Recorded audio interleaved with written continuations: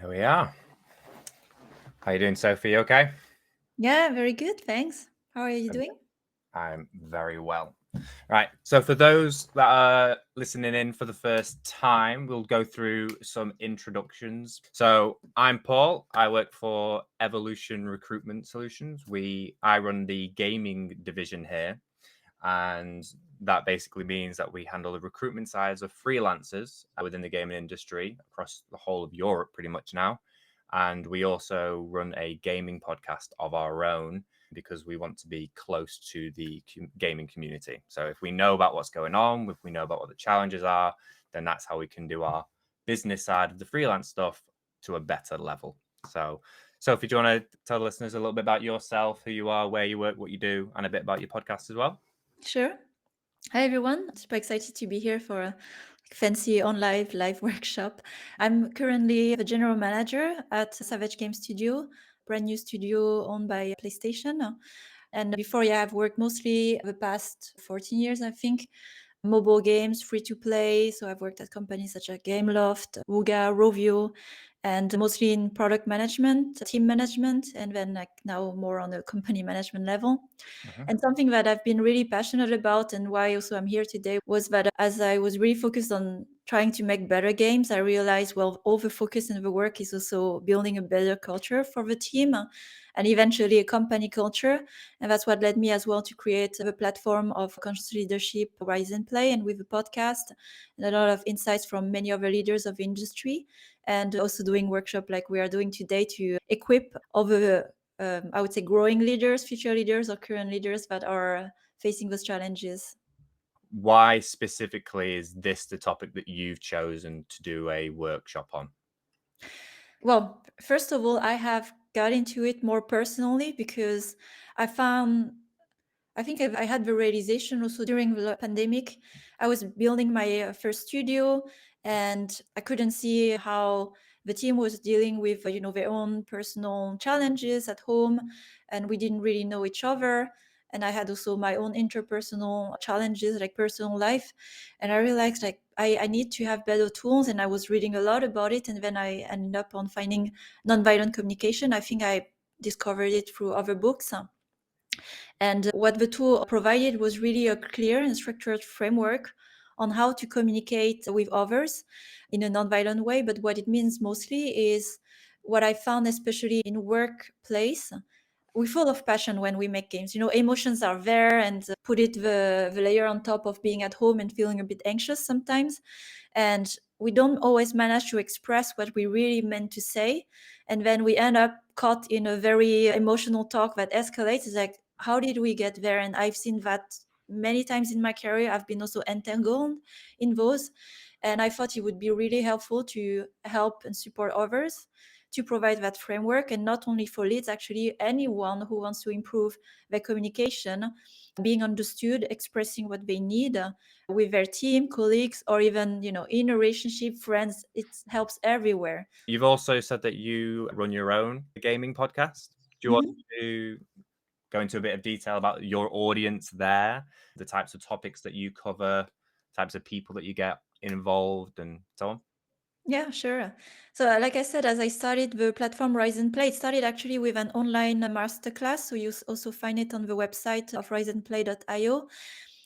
The thing is that I have observed, like, we are still a young industry, and I saw many new companies and also young team leads and having taking responsibility quickly because it's just growing super fast. And I saw, as we are taking the roles and responsibility, the knowledge is not catching up. So I saw really a gap in terms of management, leadership skills that we were missing for anyone who's a new lead. And it's not just enough to be just competent in your job, but what is it? What does it imply in terms of communication, responsibility, self-awareness? Basically, when you are a leader of a group, you are a multiplier. You are not an individual contributor anymore. And not everyone understands the switch. And so what I wanted to provide with that platform was knowledge, my own experience building a studio from scratch when I was at Voodoo, Mm-hmm. And then it evolved into the podcast, which opened the knowledge to other leaders of industry. So there, I've invited many executive CEO to COO or team lead or even senior people, all the levels that have responsibility to share their experience and how they practice like self-awareness, how they manage the team, how they communicate, how they do change management. So you can find a lot of resources there, how also to have difficult conversation, managing up those things that we don't talk so much about. So I wanted to also offer more content talking about leadership, like the important thing, how do you build a company culture?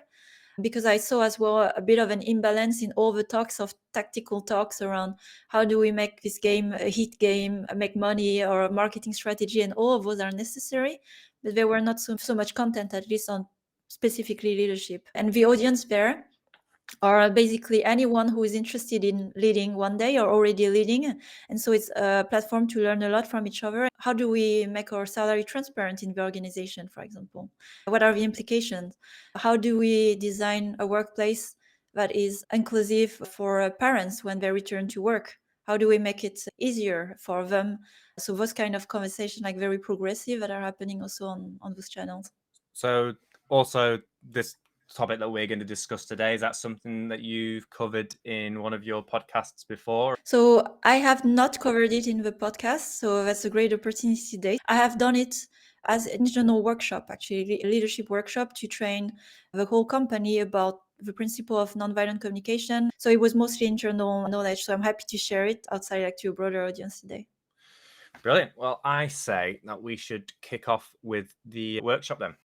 So let me start first with the definition and what is nonviolent communication, or we talk more about it as NVC. So nonviolent communication, and I took this from a book, I'll share the reference later, is also called compassionate communication or collaborative communication. It's basically an approach to communication based on principle of nonviolence. So that's kind of a more official definition, but let me elaborate more here, where it's really not a technique to end disagreements, to prove your point right. So it's not a technique to convince or persuade others, but it's really to understand the other viewpoint.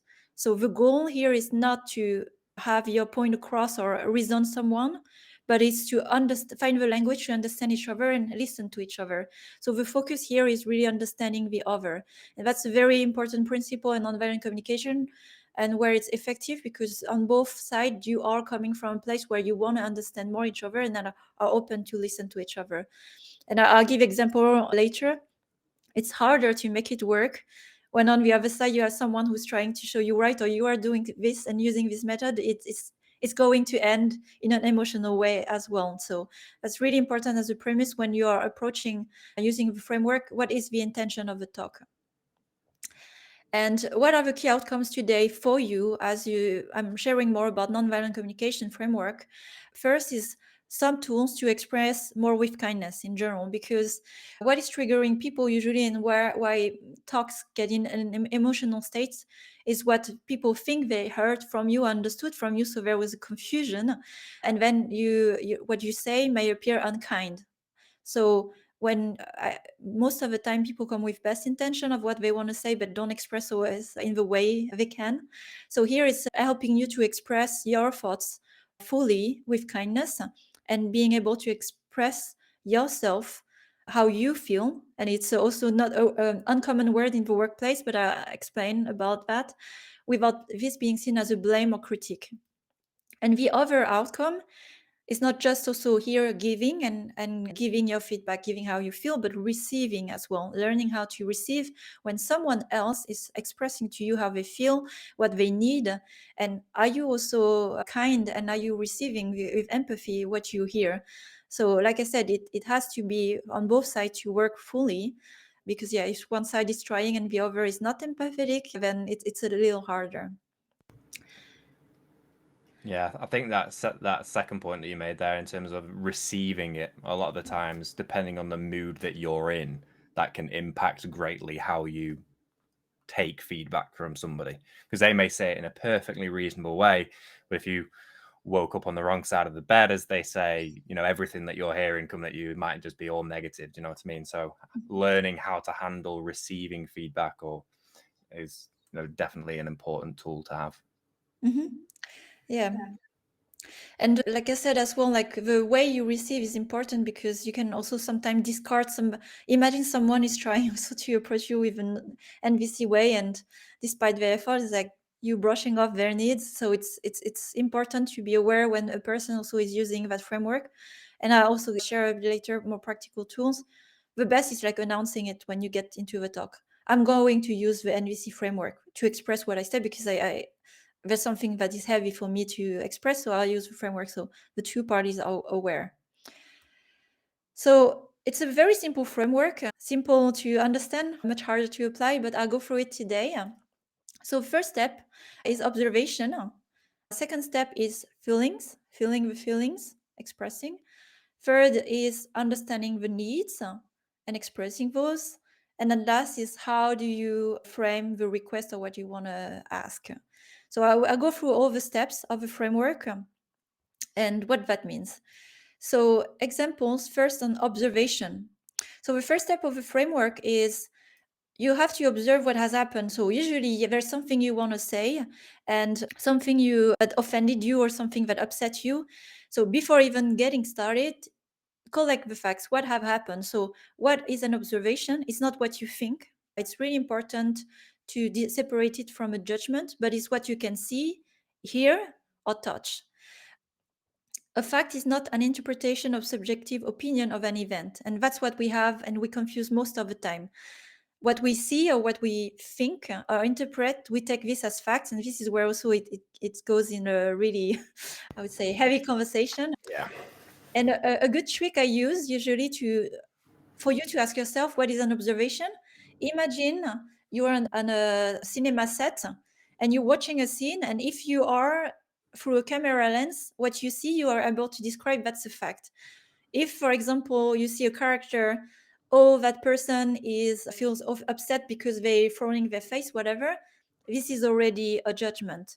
But what you see the person is doing, if they are raising their hands or shake, I don't know, something they do, that is a fact. Or if they're leaving the room, raising their voice, it's a fact. But what's happening inside them, it's not a fact. So it's really important to focus on observation as you approach the conversation. And I give concrete example here. So an NVC example, like typical example of workplace, when I mentioned to him the negative news, he frowned his face, he stayed silent for a moment, stopped smiling, he said, okay. So all the sentences I'm giving here are just facts, descriptive. I'm not even making an interpretation. I'm explaining like in a script what has happened.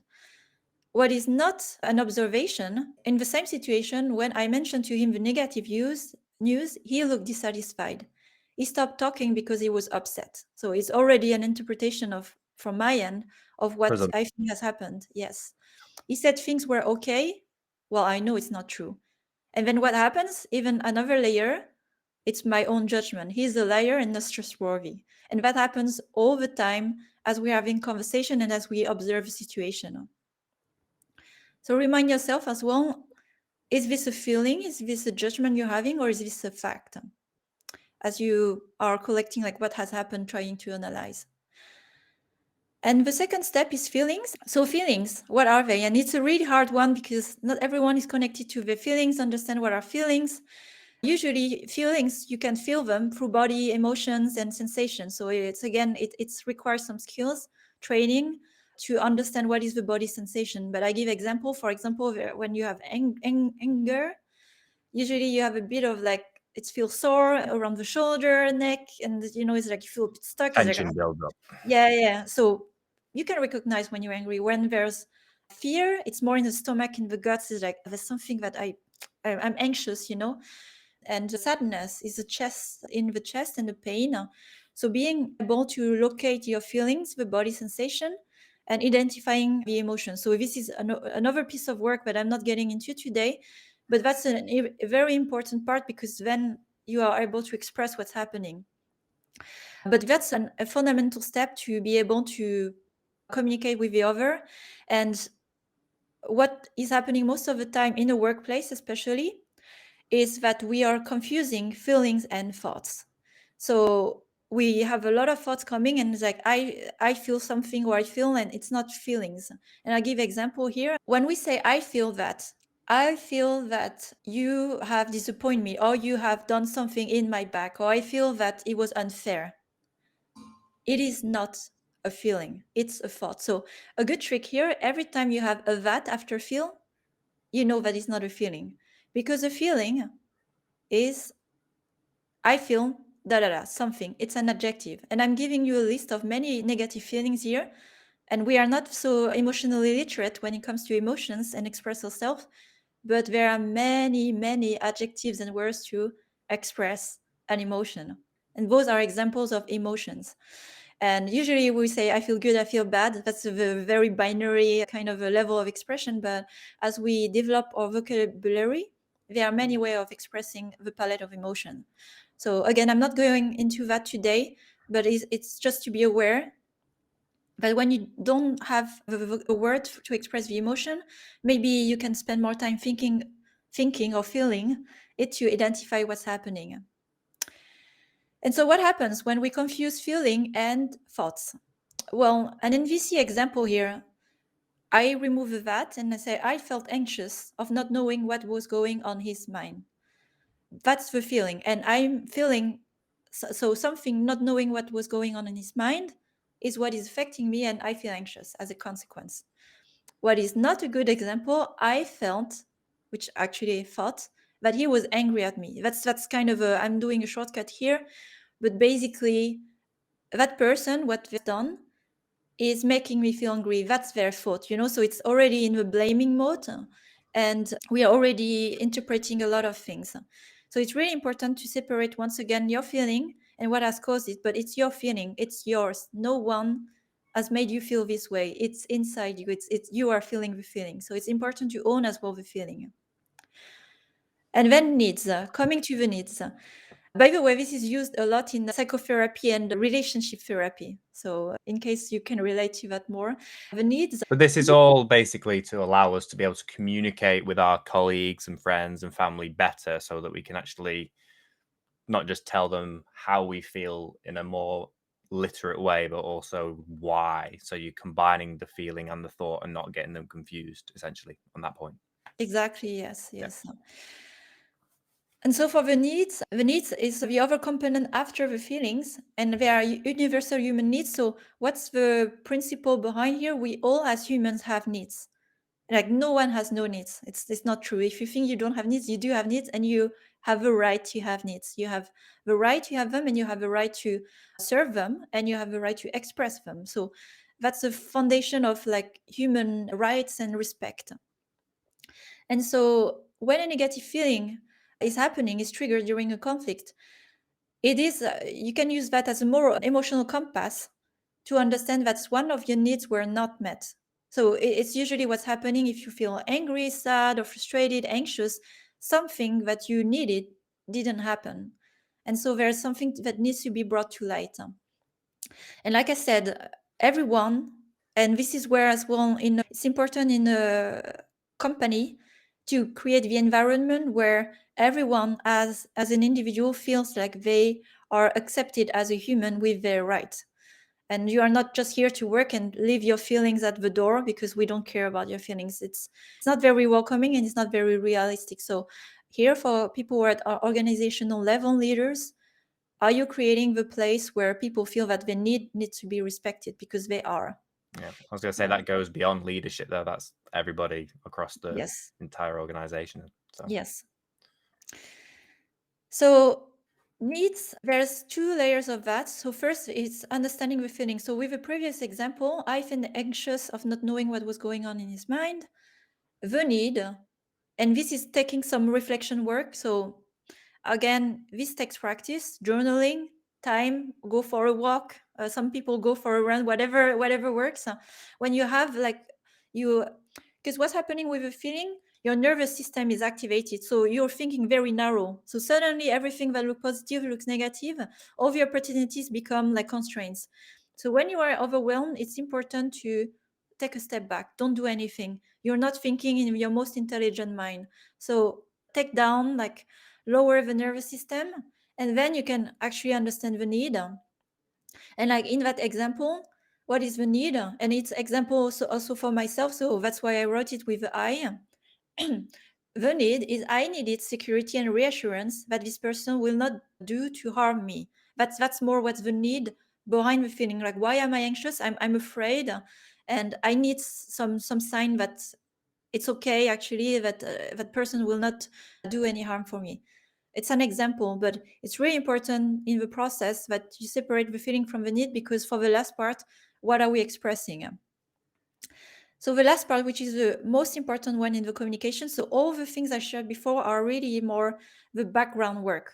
It's like you don't need the other person to be there and sitting and looking at you while you're doing this. So it's better to always make time.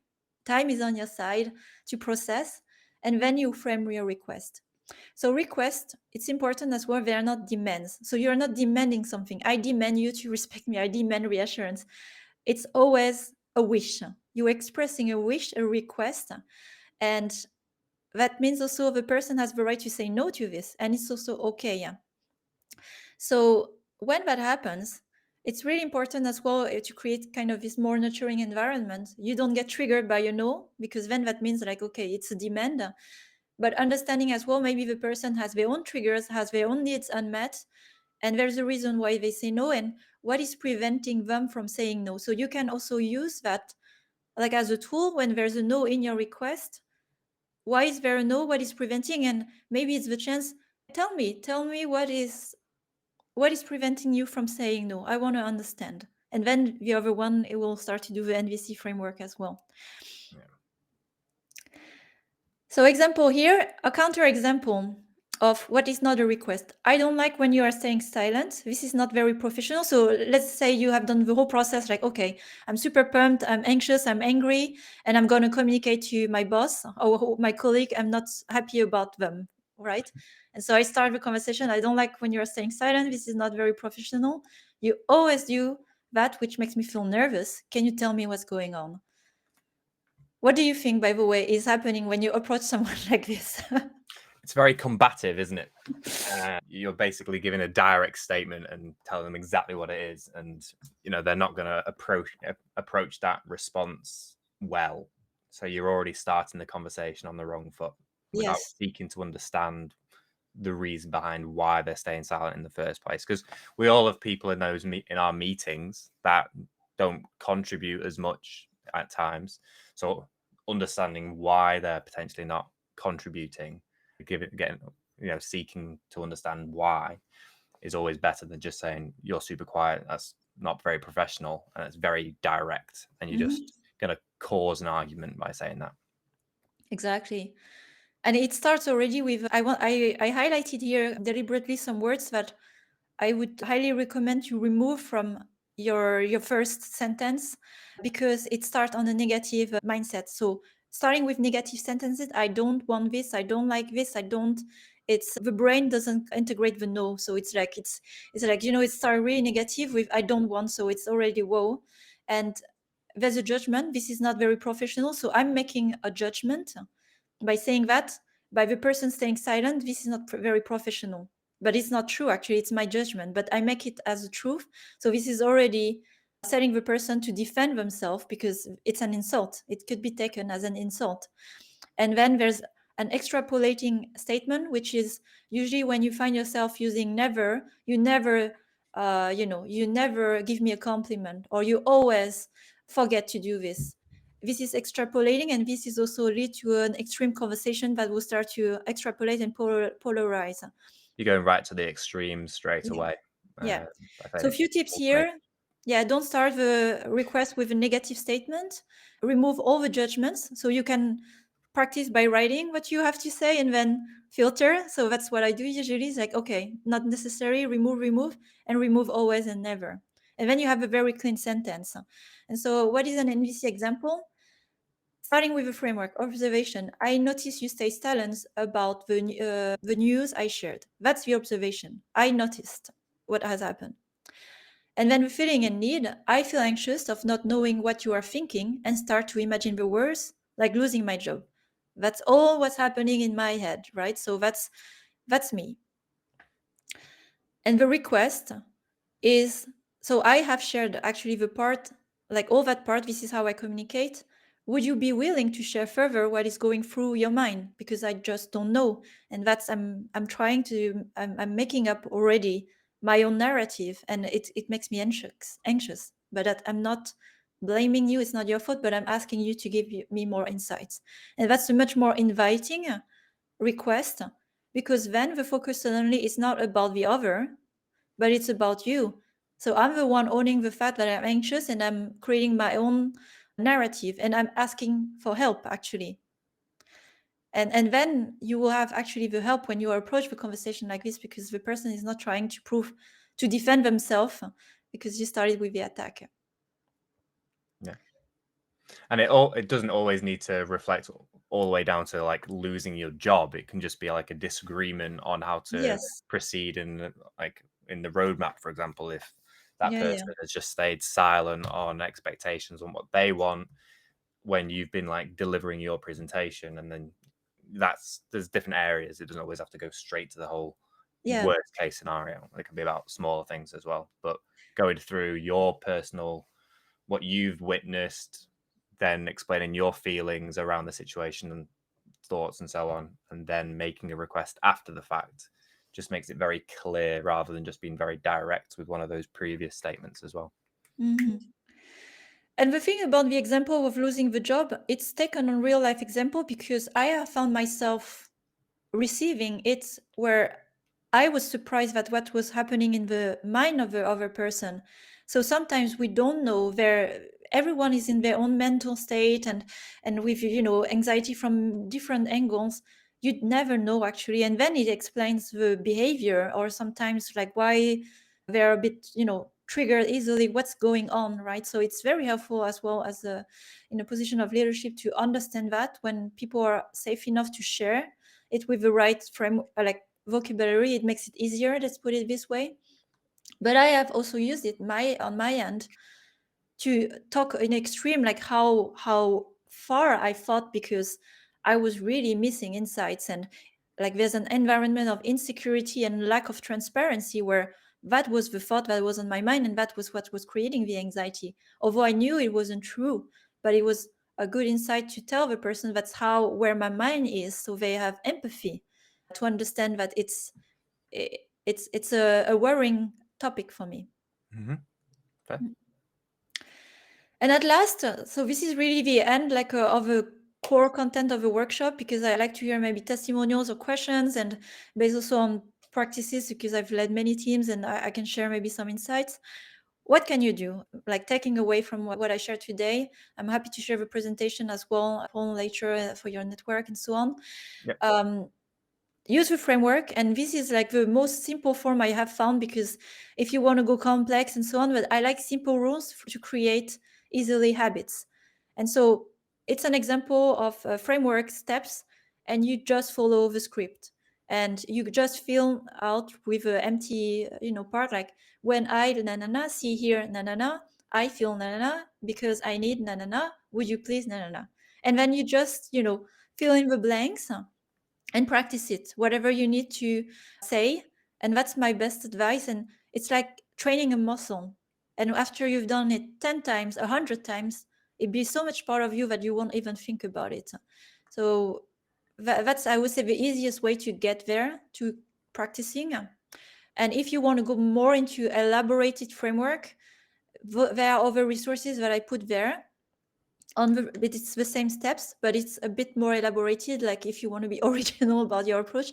But the point is not about being original. And you have also other resources to widen your vocabulary of emotions and the needs you have, right, to understand really what are the theories behind it. Because today I'm delivering really more of a practical tool, but it's Yeah. also helpful to understand the theory behind why it is a framework and why it's been built this way. And it touches more on psychology and human needs, etc.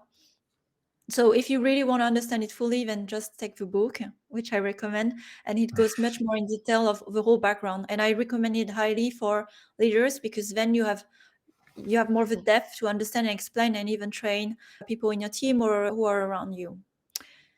So my final thoughts is, like I said, it's like training.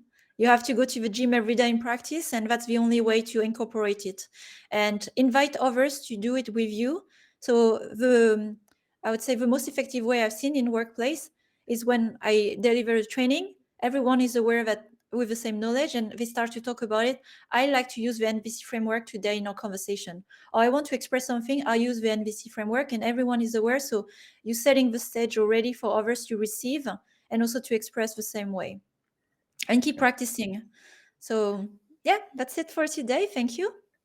And it's got to start with leadership, doesn't it? You know what I mean? It's got to start from the top, and as long as all the leaders within an organization are on board with how to handle those conversations, and it's just going to make it a lot easier for team members to have those conversations with each other as well. So it's like a leading by example, so to speak. If that's the kind of culture that you're creating on how to address issues and disagreements using this method rather than jumping straight to the whole "you're wrong, I don't believe you're doing this XYZ." Yeah, if you create the culture of allowing people to express themselves Yes. properly, then there'll be less attrition. Do you know what I mean? People will be more comfortable, happier in the companies that they're at. So yeah, I totally agree. Love that. Thank you so much for sharing that, Sophie. So now is the time for the Q&A. So one of them was asking, can you share a personal experience when you successfully used nonviolent communication to resolve a conflict? I think I remember at my time at Vodou, there was a change of management, a new management team coming in, and it created a lot of uncertainty, insecurity for us as a new studio. We were building the new casual studio, and with my new boss coming from King, there was a lot of new goals, expectation, and so on. And I was like, yes, yes, yes, okay, let's go, let's go. And then I was not really fully aligned or on supporting it, and I was really unsure, anxious about it because I didn't know. Okay, maybe our studio will shut down in a few months. So it started really to hit me inside and also affect my team because even in the way I communicated, it was a bit unclear. So I had to do something about it. And I have tried few times where I came and I was really like also nervous and then I didn't make any sense of what I was saying. Probably that's how he received. And my boss was like, I don't understand what's happening, what you're doing. And it's like, so the conversation just didn't go through. So I was like just hitting a wall. And at some point I decided, you know what, I'll be vulnerable. I need to share how I'm feeling because otherwise I'm just going around the pot and then I'm not talking about the real issue. And I started the conversation with him when I was determined to clear what I needed. And the framework helped me. Like I missed basically strategic goals. I missed the context. I missed the management discussion top down, like top management that were happening. That was a fact. And then I felt really like anxious. So admitting as well in a conversation with a boss, like he's like VP, of a department, it's very uncomfortable. But I took my chances and I said, I feel really anxious, insecure because I'm questioning myself in my future here when I don't know if my team will still be safe. And, I work really hard to build that team. I care about our future. So I would like to ask you, please, that information about this, the financials, and that actually the conversation went really well because the focus was exactly on my request.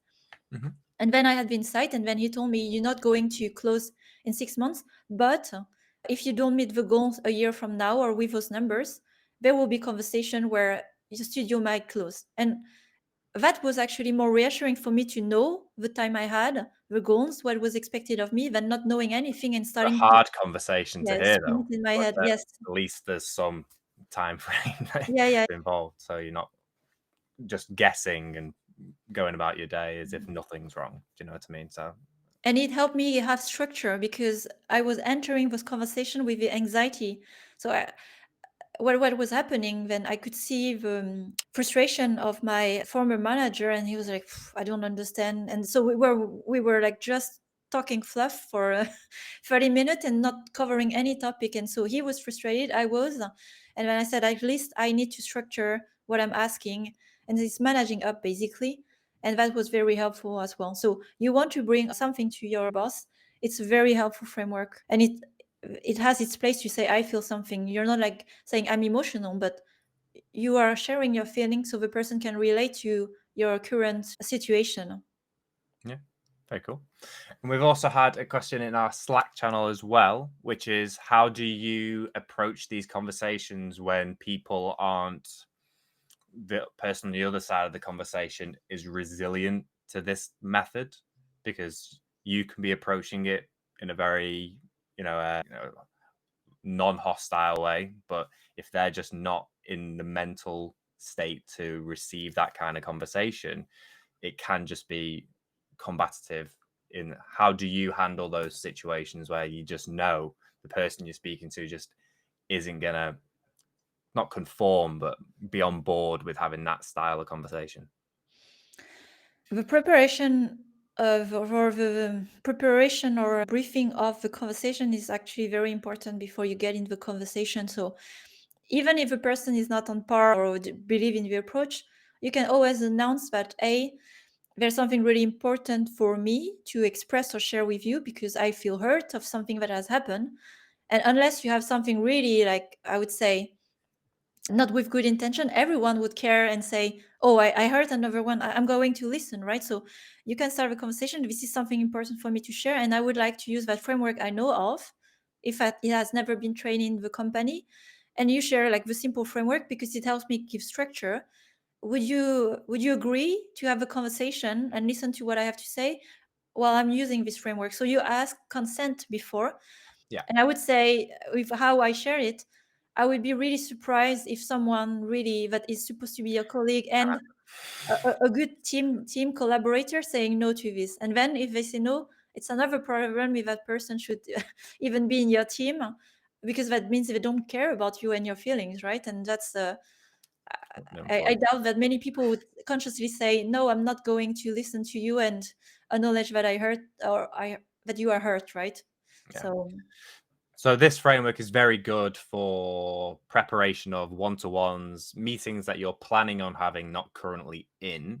So when we're dealing with trying to manage our, the language that we use, say that you're involved in a conversation that's already started, which, is just a meeting that's already been ongoing, and something gets brought up in that meeting which has caused somebody to react in a combative way or of using violent communication, so to speak.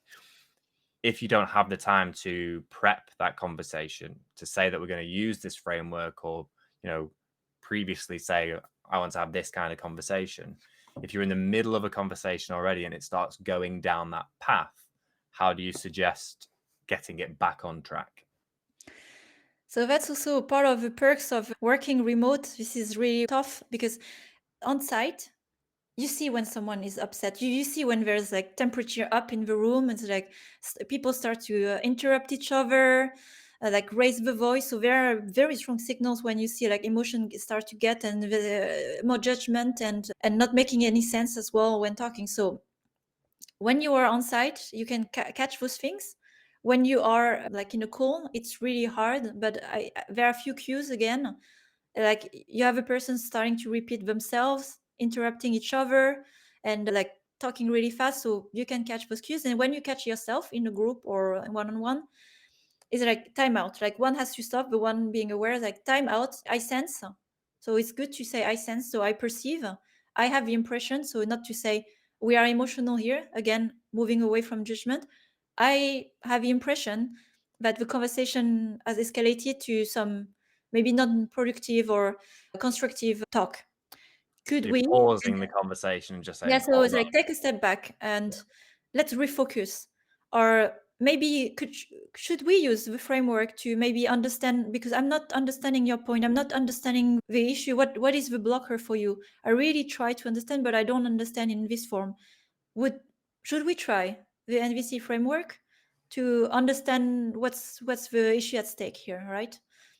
And I suppose if you use it enough, you don't need to say, should we try this framework? It should just come naturally after time to actually implement and use it. Yeah, like that's the main thing here. Never work with assumptions. So it doesn't hurt to mention it. Yeah. So it's true that now I think for the people who have used it, because we are both aware, like we are both advocate of it, we don't need to announce it.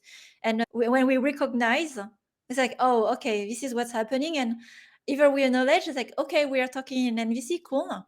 or we don't have to say anything, and it's like playing with. So I have noticed as well when people are using it, and sometimes I acknowledge, sometimes I don't, but then I know in which mode I should be, because I want to respect the fact that they had the courage to use it. It's you want to encourage as well people to practice it. Yeah, I totally agree. We got one question from Alessio. Is the point of this framework of bringing the status of the other person to a more human level?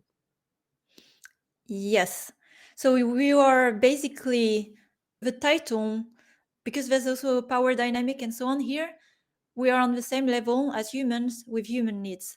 And so when you start to talk about your feeling, it doesn't matter what's the title of the other person or what's their position, because you can relate to them, to the emotions they have. If somebody tells you, like, I'm very, very anxious, you know how it felt to feel very anxious. And then suddenly you can empathize for the other, and you can look at them as someone who's feeling really anxious, like your friend, and suddenly it changes the lens on how you receive and look at the person in a more human way. And that's really something I'd love to see a bit more in workplaces, because I mean, we're just not here with a hat and a title and doing our work and logging off, right? We are fully whole with our emotions and whatever is going through our mind, our body during the day.